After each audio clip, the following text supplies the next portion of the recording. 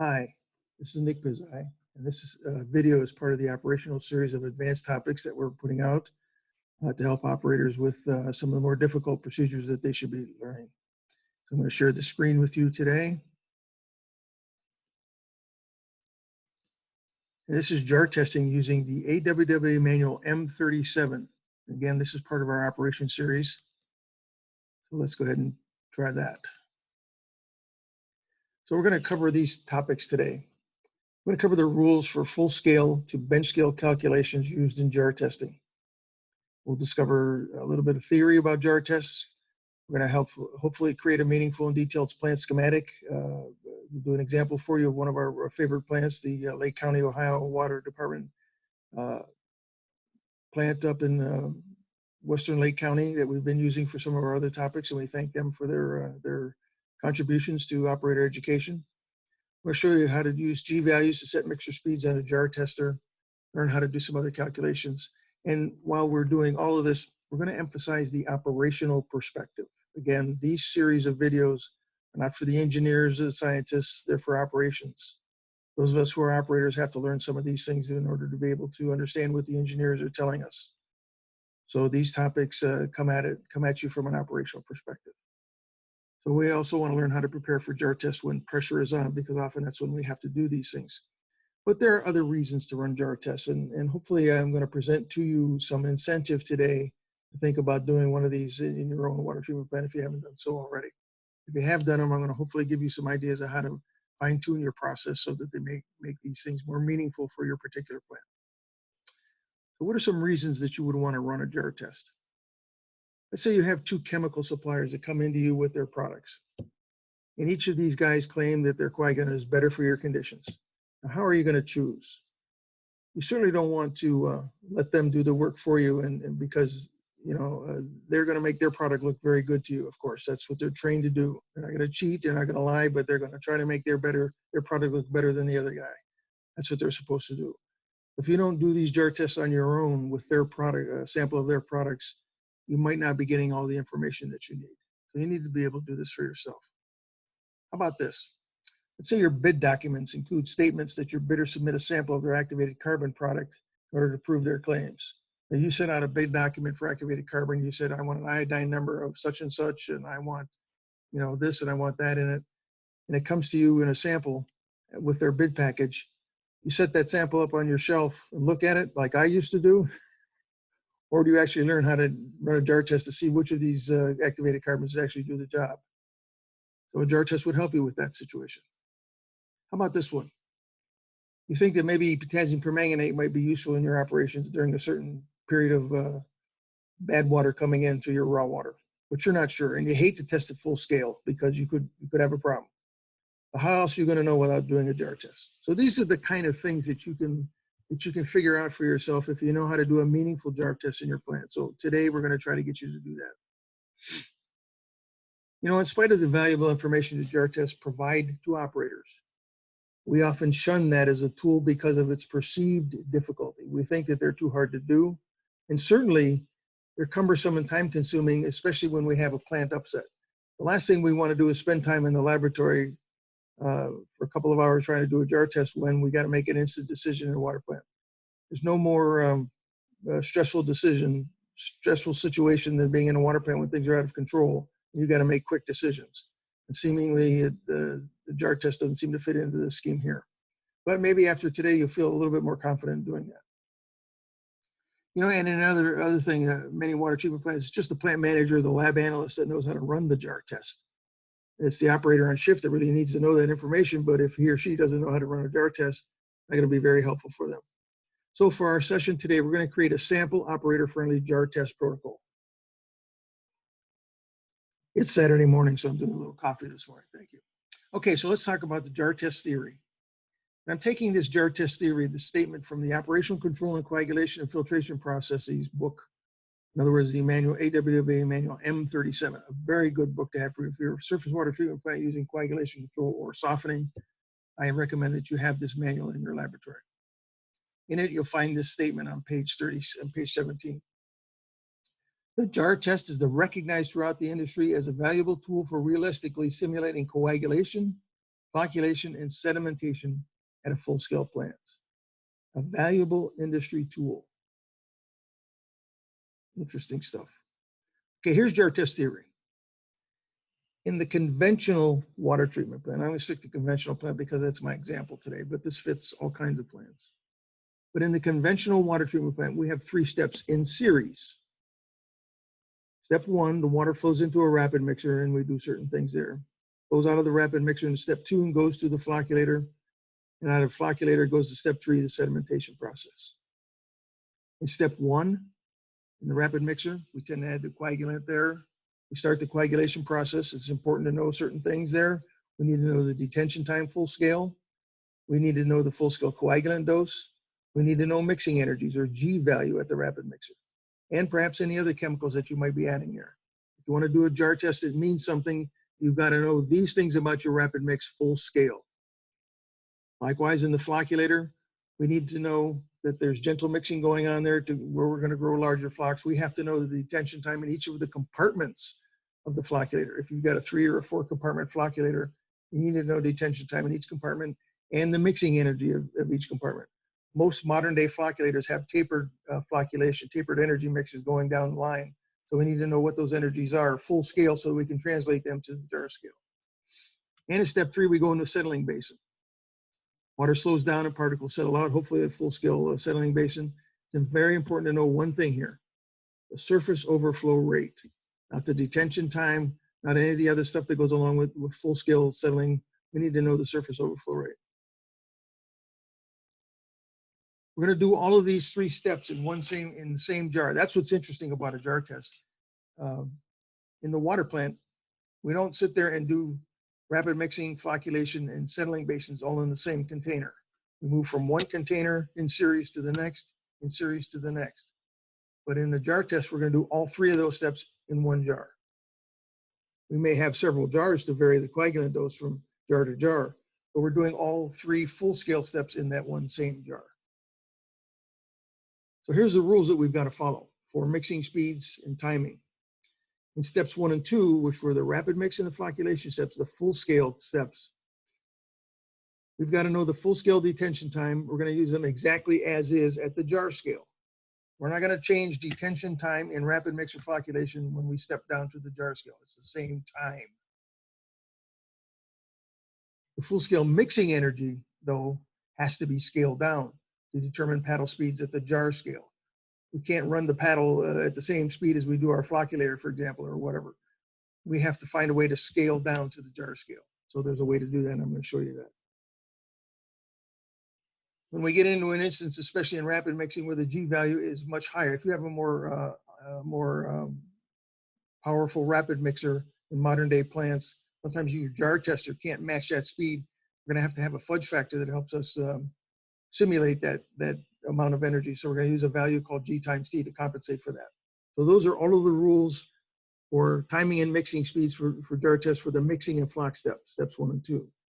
When we go to step 3, the settling step, the full-scale detention time is meaningless. We're not going to use it. There's no steps here, no relation here to the jar scale. The full-scale surface overflow rate is what's important. That's going to determine our jar scale settling time. So in other words, when I run my jars, I run my rapid mix step, my settler, my flocculation step, I put all my chemicals in, then I turn the jar scale off and I want to take a sample. I have to know how long to let the jar sit there for a few minutes before I take my sample. And that's important, and that's going to relate to the surface overflow rate full scale. We're going to convert our surface overflow rate in gallons per minute per square foot to a settling velocity instead of centimeters per minute. That's the important step there, really. We tend to use an old-fashioned nomenclature for surface overflow rate as a loading rate, gallon per minute per square foot. But when you think about it, it's really a settling velocity.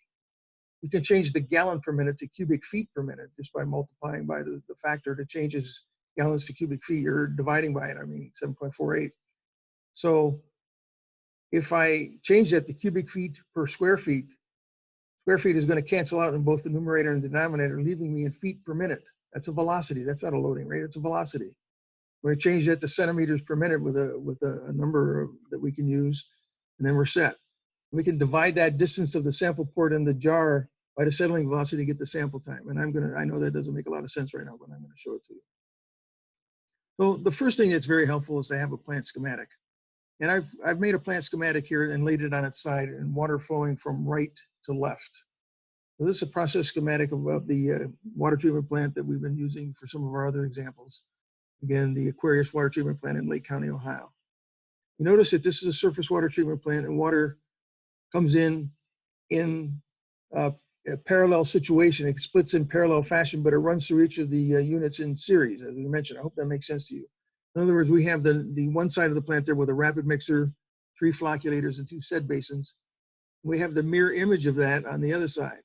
Another rapid mixer, 3 flocculators, and 2 more sedimentation basins. So when water comes in, it splits between these 2 rapid mixers and these 2 trains and goes in parallel, but in series for each of these units. I hope that makes sense to you. So that schematic was nice, but it doesn't tell us everything we need to know for the jar test. So I'm going to make a more meaningful schematic. And this is something that you will need to do for your water treatment plant. This is the hardest part of today's presentation. But once you do it, you'll have it. You don't have to change it. It's meaningful for your plant and your plant only. And you'll have all the values that you need. So let's go through this. The Aquarius plant has these 2 rapid mixers that I mentioned. I'm going to call that zone 1. And in those zones, in that zone for the 2 rapid mixers, I see that I add alum polymer blend. I can add chlorine if necessary, and also powdered activated carbon if necessary. I think they can also add caustic if necessary. Zone 1 is described this way. It's rapid mixers, 676 cubic feet each, or 5,056 gallons each. And the G value there is rated at 700 seconds to the -1. So that's the mixing energy. That's a fixed speed. From there, we flow out into a series of flocculators, 3 on one side and 3 on the other. These are 4 compartment flocculators. So I've labeled each compartment of flocculators zone 2, 3, 4, and 5.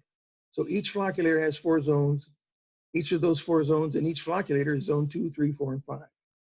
I got to know something about those zones. Zone 2, 3, 4, and 5 is baffled. Each flocculator is approximately 16 feet by 16 feet by 55 feet long, or 14,080 cubic feet, 405,318 gallons each. So each zone, which is 1/4 of the total area or total volume, is 26,330 gallons each. So when I'm going to do a detention time of a zone, I'm going to use 1/4 of the total flocculator volume, which is 26,330 gallons. Now these zones have tapered flocculation accomplished by 4 paddles in the first zone, 3 paddles in the second and third zone, and 2 paddles in the fourth zone. So the mixing energies will need to be known. So we're going to bring those up. The G values for zone 2, 3, 4, and 5 are 70, 50, 50, and 20. Now these are adjustable, but this is the nominal G values that they provided for us in the operations manual. So I picked them out. You can change those by changing the speed of the rotating shaft that drives these paddles, but we're going to stick with these today just for our example. Okay, water leaves the flocculators and then it heads over to these 4 sedimentation basins, and there's some information about each. Tells you the number of gallons for volume of each. Tells you that there's 8 double-sided weirs per basin, but we don't need those weir lengths, but it's information that we might want to tuck away. Then we're going to call that zone 6, and that zone 6 is the surface overflow rate of the basins. So to get that information, I brought this up. Each sedimentation basin is 41 feet wide with a length of 190 feet. So the surface area of each basin then would be 41 times 190, or 7,790 square feet. So depending on how many sed basins you have in service, those would be your amount of surface area for each. And so that would help you calculate your surface overflow rate. So how do these calculations work? Let's look at the surface overflow rate and jar settling time calculations. Now the mistake that most operators make is to settle the jars too long before sampling. You know, they run their jars, they do a reasonable job of adding the chemicals and mixing and tapering down the energy. Then they turn the machine off and say, well, my full-scale settling time is 4 hours today. I got to wait a while before I take a sample. So they'll sit there for a couple of hours and then go back and take some samples. And that just is not realistic. If you find yourself waiting more than 10 or 15 or 20 minutes, where you take a sample, you've done your math incorrectly. Today, I want to show you how to do the math properly. Think of your surface overflow rate as an upward force in your set basins that impedes the ability of particles to settle by way of gravity. Gravity is trying to pull the particles down, but you're pushing water through with your pumpage. You're pushing those particles up and over. But only the largest, most compact particles are going to settle out. The faster you pump, the more of those are going to push over and be brought over to the filters. So you need to calculate that surface overflow rate and do something with it. The higher the overflow rate, the more particles are going to carry over to filtration. So if you correlate surface overflow rate to the time and distance a particle has to settle in your jars, you'll know when to sample. The problem is, how do we do this? That's the crux of this test. So let me show you how to do that. Here's your typical 2-liter square Gator jar, named after the Florida Gators football team because of my old boss, Dave Cornwell, Dr. Dave Cornwell, who did some research back in the 1980s and made these square jars, called them Gator jars. So we owe that, our tip of our hat to him. Thank you, Dave. When you fill a jar up to this 2-liter mark on this jar, the top of the water level is about 10 centimeters from the sample point right there, 10 centimeters. So that's the distance from the 2-liter mark down to the middle of the sample port. So any particles that settle below that 10 centimeter mark are not going to be captured when you take a sample. Let's think about that. I do my jar test. I turn my mixer speed off on my jar scale or my jar tester, and I let things settle. The bigger, heavy particles are going to settle first, and the lighter ones are going to take a little bit more time. When I go to sample, when I turn that port on, anything that is settled below that port is not going to come out into my sample bottle. Only those particles that are still in suspension above that port are going to come down into my sample. Obviously, the longer I wait, the more of those particles I'm going to miss. Somehow I got to get this thing to match what I'm doing at the full scale. So the longer I wait, the more particles you're going to miss, but any particles above the sample port are going to be captured. If you convert your surface overflow rate to that speed or velocity in centimeters per minute, you'll know how long to wait until you take the sample. Of course, that's the key step right there. Remember, I told you that the distance between the 2-liter mark and the port is 10 centimeters. If I divide that by my surface overflow rate, I should know how long before I sample. So if the surface overflow rate for the plant is, say, 0.45 gallon per minute per square foot, I would convert that to centimeters per minute this way. I'll take the 0.45 gallon per minute per square foot, and I'd multiply that by the fact that there's 1 cubic foot divided by 7.48 gallons. And then I would convert that to centimeters per minute by multiplying by 30.48. Finally, divide the 10 centimeter distance by the 1.83 centimeters per minute, and I would get a 5.5 minutes to settle time. So in this example, I've taken a 0.45 gallon per minute per square foot full scale overflow rate and determined that if I ran a jar test today, I would wait 5.5 minutes before I take my sample. And I would then match what's happening at the full scale plant. Of course, there's just a sample number that your conversion number that you can use. That number is 4.07. So you take your surface overflow rate and multiply by 4.07. It calculates your centimeters per minute. And that comes from this table 37 on page 20. You can see that if your surface overflow units on the left column are what you're working in, then you would multiply by that factor to get your settling velocity. And this is the one that I use right here, because I go from gallon per minute per square foot to centimeters per minute by using the 4.07. You can use any values that you want, as long as you come up with the centimeters per minute eventually. Because again, that sample port is 10 centimeters below the 2-liter mark. So we're going to learn how to use G values. And this chart is found in M37. Again, this was put together by some old friends. This is how to use the G curve chart. You'll notice that this G curve chart has a diagram on it that matches the square jar with the paddle that is about 7.6 centimeters and looks about like that. You'll find 3 or 4 other drawings in the book that you can use for different types of paddles, like a boat impeller and those kind of things. So make sure when you use the this diagram from the book, you match the diagram to your settlement, to your equipment in your laboratory. On the chart y-axis, you get the G value at full scale. So on the left-hand side going up, you see velocity gradient in G going from 1 to 1,000 G value. That's your full scale G value. The x-axis on the bottom is used to find the corresponding jar test paddle speed needed. So on the bottom scale, going left to right, you see 1 through 600 impeller speed. That's the speed of your impeller at the jar scale. So there's two diagonal lines here that we got to pay attention to. One is labeled at 23 degrees centigrade and the other is labeled at 3 degrees centigrade. There's also another label up there that I whited out. I don't know why that's in there. It seems to be a misnomer in the book. I'm not really sure, but I've whited it out. We're just going to use these two labels here, 23 degrees for warm water tests, and 3 degrees for cold water tests. So somewhere in between is where your water would normally be. So using the G value on the y-axis, that full scale up and down number, follow the horizontal line until it hits a temperature line and then go straight down for the paddle speed. Example, let's say we got warm water, a G value of 600. So I go all the way up on the left-hand scale, all the way up to 600, and I take that straight across to the warm water line. It's about where that dot is on the warm water line. I take that straight down, and that comes down to 300 for the impeller speed at my jar scale. That tells me if I run the jar tester at a 300 speed, I'm matching the 600 G value in my full scale plant. So that's what tells me how fast to run my jar tester. That's a very important step there. I would run it at that speed for the true detention time. Now, there's certain situations, if you have especially if you have a more modern water treatment plant, that the G value that you have full scale is higher than you can achieve at the jar scale. You see right here that if I had gone much higher than 600 G value, I would not be able to match that with my jar tester. In fact, most existing jar testers, I don't think, go above 300 or 400 speed. So there's a limit to the amount of G value you can interpret or you can achieve. So you're going to have to multiply by another fudge factor, G times T. You're going to have to run that mixer a little bit longer in your laboratory scale in order to match that. I'll show you an example. Here's an example using the GT calculation.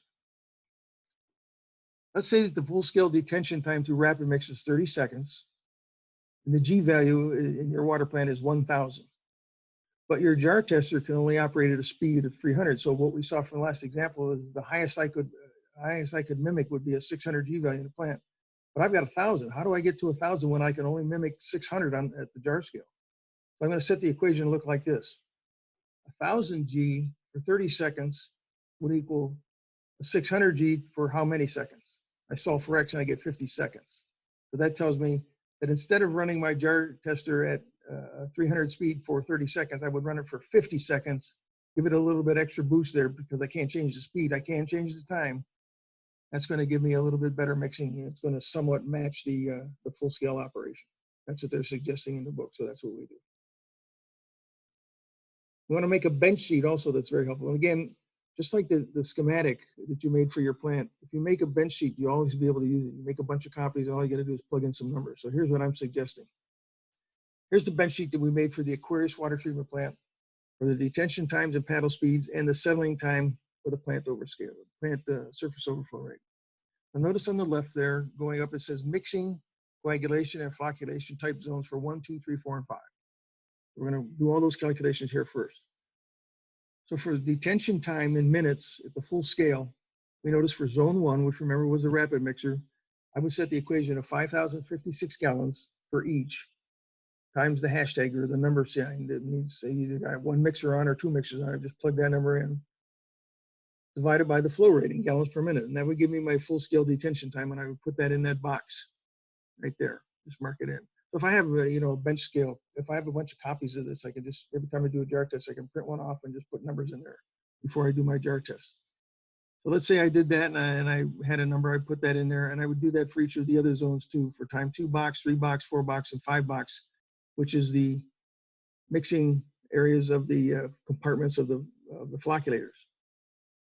Now we go back and also do from the chart, I would also do the paddle RPMs and put those in. And for the settling overflow rate, I would calculate that by taking the gallons per minute going through the plant and dividing it by the square foot area of a basin, which we remember is 190 by 41, and also by the number of basins that we have in service. We might not have all 4 in service, we might have 3 or 4. So we want to be able to do that. And that will give me my surface overflow rate at today's conditions. We'll take that surface overflow rate and multiply by the 4.07 to give me my settling velocity in centimeters per minute. Then I'm going to calculate a settling time by dividing the 10 centimeters by the settling velocity, and I put that in time box 6. That's just a suggested bench scale rate that you have, but those are the calculations you would need to do. Aquarius plant made it easy for their operators by putting out a jar settling time flow chart here. So if your flow, they know that this is a 20 MGD plant, so they're not going to be over 20 MGD. They normally wouldn't get below 5 MGD. So this tells them that it tells an operator, say, for instance, if I'm at 10 MGD, I take that up to the dot and run it over across, and I see that I would not settle my jars more than, say, 11 and a half minutes. That gives them a general ballpark idea of where they need to be. So at worst case scenario, they would have to settle their jars no more than about 22 minutes. And in the best case scenario, if they're testing at full scale, 20 MGD, they'd settle their jars a shade over 5 minutes. So it's handy to have these little aids for your operators. So then we transfer all of that information that we calculated on the sheet to these other time boxes. Operators tend to like colored boxes. It makes things easy for us. We like that a lot. We can add them all up and have a given the total time for the test. So I also made a bench sheet here that you can make for yourself so that you can keep records. And the only reason I'm showing you this, you don't have to make it like I do, but it's important if you're going to do a jar test, go through the troubles of actually making a test sheet for yourself and copy down the information that you learned from the jar test and keep it in a record book. Over time, you'll find that you have to do less and less jar tests because you'll have a record of way things were, say, last year at this time. Well, when last year we had this problem, the same thing came in. Here's what we did for jar tests. Here's what we learned. Maybe I don't have to do a jar test today because I learned it a year ago, the same conditions. You keep records. Eventually, things get a lot easier for you. Very important. I want to go over some of the equipment and lab apparatus for jar tests. Just a few pictures here I'll share with you. There's the jar test apparatus that should be recognizable to most of you. There's the square Gator Jar. Remember the samples at the 10 centimeter mark. There's some simple syringes I use. There's me holding one in the lower right-hand corner. So they're not very big, easily manipulated. And they're close enough in volume for us operators, what we're doing at the jar. We're not trying to do research work. We're not trying to do scientific studies here. These are for transferring over the amount of coagulation, help us do things very quickly with 2 hands at one time. If you've got a partner, you can do 4 jars at one time. Because timing is kind of important on these jar tests. It takes me a long time to go from one jar to the next, to the next, to the next with, precision pipettes. It's not going to be a meaningful test. You want to inject all of the jars with the same amount of chemical at the same time. So these handy little contrivances help you out quite a bit. But if you're going to make stock solutions, of course, you want better equipment. So on the lower column, you see the lower row there. You see various to deliver pipettes. That's TD pipettes, means to deliver. Those are guaranteed to deliver X amount of whatever is meant, stenciled on the pipette itself. Say it's 10, it's guaranteed to deliver 10 milliliters of the product. So that's how you make your stock solutions if you use it properly. And the beakers that you use and the measuring equipment should be labeled as TC, to contain. It's guaranteed to contain within a certain tolerance, say 1 liter or 500 milliliters or whatever. So make sure you use the right kind of equipment when you're making stocks. It's where you should pay your most attention to being precise when you're in the laboratory. When you're making your stock solutions, it's very important. You don't have to be that great at injecting and all the other stuff, but the stock solutions are very important. So pay attention, use the right equipment. A little bit about stock solutions here. Stock solution, the book defines it as a concentrated solution that will be diluted to some lower concentration for actual use. And stock solutions are used because they help you save preparation time, help you conserve materials, and they reduce the amount of storage space. You make a stock, you can make it on a Monday, for example, and use it every day of the week for a while because it's a strong solution. Once you make a standard and start using it, it deteriorates rather quickly, or can deteriorate rather quickly. So stock solutions are very important. So you make them strong and store them. Here's how to make a chlorine stock from bleach. If your plant is treating the water with chlorine gas, you might want to use this method here. If you've got hypochlorite in the plant that you're treating, you're chlorinating with, you can use your own hypochlorite. But if you don't have hypochlorite, you're going to have to go out and buy it. So if you go buy it, make sure you buy Clorox. And note the strength is stamped on it. Make sure that it doesn't have any detergent, it's marked as regular bleach. Notice on the right hand side, it just says regular. If it has something else on there, it's not all just bleach. It's other stuff that you don't want in your stock solution. So make sure that you get regular bleach, note the strength of it. Then going back on the left-hand side, if I'm using commercial Clorox, in this case, it was 8.25% sodium hypochlorite. We can do our conversions this way. The molecular weight of chlorine gas is 71, and the molecular weight of sodium hypochlorite is 74.5. So the 82,500 milligrams per liter of sodium hypochlorite multiplied by 71 divided by 74.5 gives you a 78,624 milligram per liter expressed as chlorine. So the hypochlorite strength expressed as chlorine needs that calculation right there. So then to make a 2,000 milligram per liter stock, I would add 25.5 milliliters of that bleach to 1 liter of water, because 25.5 times 78,624 divided by the 1,000 is going to give me 2,000 milligrams per liter, or about 2 milligrams per milliliter. So if I take a milliliter of that stock and put it in a 2-liter jar, I'm transferring 2 milligrams of chlorine to that jar. 2 milligrams of chlorine to a 2-liter jar is a 1 milligram per liter dose. Makes it very simple that way. So always make your stocks so that when you transfer that 1 or 2 or 5 milliliters over to the jar, it's very meaningful, very easy to do. So 1 milliliter of that stock to a 2-liter Gator jar is 1 milligram per liter stock dose. Okay, so it's kind of important to note if you're using hypo versus chlorine gas. So in your water plant where you're using chlorine gas, you're probably depressing your pH a bit, maybe 1/10 of a pH, or maybe even 2/10 of a pH for gas. But when you do your jar tests and you're using hypochlorite, like I just taught you for the chlorine substitute of Clorox, it's going to elevate the pH a bit, maybe 1/10 or 2. So you could get a swing of 0.3 or 0.4 pH units. So you got to determine if that's important or not. You know, if you're just doing a regular jar test for coagulation control, I'm not really sure that you really have to worry about that too much. As opposed to, I'm doing a jar test to determine how many haloacetic gases I'm going to make versus total trialomethane. I need a good prediction. Maybe that swing of pH is important, so you might have to compensate for that. So I can't give you any better advice other than to think about that first and make sure that it's important enough to you to make a change or not, and determine for yourself if that's important. I'm going to talk a little bit about making alum stock. This is an alternative method that I use that is not shown in M37, and I'll explain why I use it. If you use commercial liquid alum, which is about 48.8% dry basis alum, and it may vary depending on what you get, but normally it's 48.8%. That's going to be 642 grams per liter, or 642 milligrams per milliliter dry basis alum. And here's the proof. The product weighs about 11 pounds per gallon, which is a specific gravity of 1.325 times 8.34. That's 11 pounds per gallon. If you take that 11 pounds times the 48.8%, 5.36 pounds of dry alum are dissolved in that gallon of water. That's basically what liquid alum is, 5.36 dry basis alum. Therefore, 5.36 dry alum per gallon is going to come out to about 642 milligrams per milliliter. You can do the math there. So here's how I make my stock for liquid alum. I add 15.6 milliliters of the liquid alum to a 1 liter volumetric flask and fill it up to the liter mark. So that's 15.6 milliliters times the 642 milligrams per liter. That's approximately 10,000 milligrams per liter dry basis alum. So each milliliter of that stock transferred to a 2-liter Gator jar is a dose of 5 milligrams per liter. And again, I use those pipettes that you see there, or those little hand pipettes that you can use. They work out pretty good. Now here's the reason I use that different alum stock formula. In the first step here, I'm showing you that the disinfection byproduct requires TOC removal in a coagulation step, or somehow getting it out.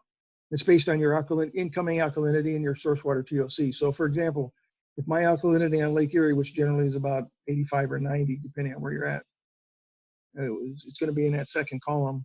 And my source water TOC coming in is somewhere between 2 and 4 milligrams per liter. In Lake Erie, you're going to get maybe about a 3. You're going to be required to move 25% of that TOC coming in somehow. And most plants do it by adding coagulant, maybe a little bit of acid if necessary. That's your TOC removal requirements. And the rule gives you an alternative. It says if you can't meet that, and some Lake Erie plants can't meet that, they've got to go to an alternative step. You can meet one of these 6 alternative compliance criteria. Example, if you have a low SUVA value or low THM and HAA5 numbers. Some plants can't even meet that. So they've got to go to step 3. It's very rare, but it happens. If you can't meet those first 2 steps, you've got to determine your enhanced coagulation endpoint, which is a pH. And I'm going to show you how to do that on the next slide. It defines it this way. The law says the endpoint is met when TOC is not reduced more than 0.3 of a milligram per liter at incremental dosages of 10 milligrams per liter dry basis alum. That's why I make my stock as 10 milligrams per liter dry basis alum. That's just why I do it. So here's your enhanced coagulation endpoint. Let's say the table on the right shows its lowest coagulation. In other words, for that example I gave you from the 60 to 120 alkalinity, I had about an 85. It says that I would have to drop the pH down to 6.3 in my water treatment plant if I could not meet one of those alternative criteria. I want to know in my jar test what it's going to take to get down to that, how many milligrams per liter of alum it's going to take to get down there, or acid, or whatever I'm going to use. Because if the day ever comes that I've got to go to 6.3, it's going to play hell with my lead and copper problem. So I got to know this stuff ahead of time. Again, that's why I make my stock as a dry basis alum. Different from what the book says, but you make your own choices. A couple of slides left. Making stocks of dry chemicals for dry chemicals such as activated carbon or potassium permanganate. Typically, the book says, and I agree with this, weigh 1 gram of the powder and transfer it to a 1 liter volumetric flask. You can add laboratory grade water up to the mark. So take care when you're weighing that material and transferring it to a flask or dissolving and dispensing it. You got to be careful with that. So some final thoughts. You should be able to clearly define the reason you are running a jar test. For example, what's the chlorine demand? Or what's the best coagulant dosage for the current conditions? Or how much more TOC can I remove by adding more chemical, that kind of thing. You should have a reason for doing a jar test. It should be scientific in nature. Not just because, well, I'm going to do a jar test because the guy on shift before me is an idiot and I don't think he knows what he's doing. It should be better than that. And when you do jar tests, never have more than 1 variable from jar to jar. Remember, you're doing all of the water plant steps each time in every jar. You're doing all the same tests. The only thing that should vary would be, say, the coagulant or the amount of activated carbon or whatever it is you're testing for. But you can't vary 2 things. I can't say, I want to find out what my best coagulant dosage and my best powdered activated carbon dosage is for that. You can't do 2 things at one time. Stick to one thing and get it done with. And keep records, as I mentioned in the notebook. It may save you from doing future tests. And keep things as simple as possible to encourage operators to do these examples. Okay, with that, we're done, and I appreciate your time. I hope this helped invite you to try these tests on your own at your water plant when you have the time. I know you're busy, but these things are worth trying for. Thank you, and enjoy.